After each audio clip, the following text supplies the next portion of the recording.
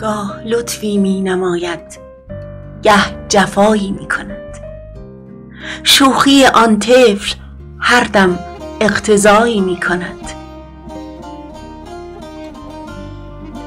آه از آن نورز که گه رخ می نماید گاه زلف، هر زمان ما را گرفتار بلایی می کند.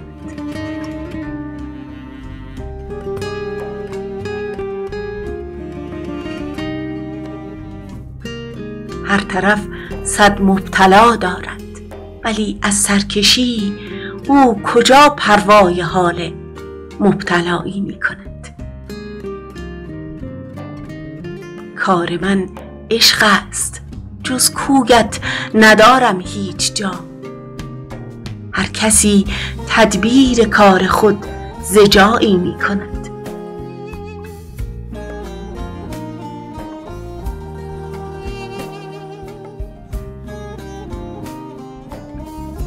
وعده مهر و وفا تا کی دهد آن تندخو؟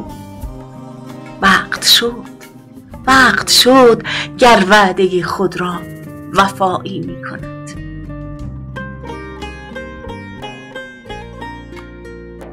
خون شود یارب که بربوده است صبر و طاقتم. دل که هر دم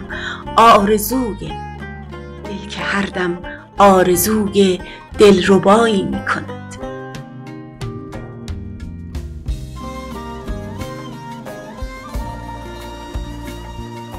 حاکم تقدیر در هر کار حکمی کرده است. هر که می گیرد خلاف او خطایی می کند.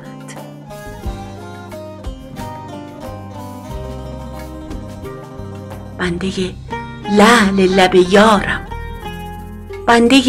لعل لب یارم فضولی کان طبیب درد دل در هر که می بیند دوایی می کند.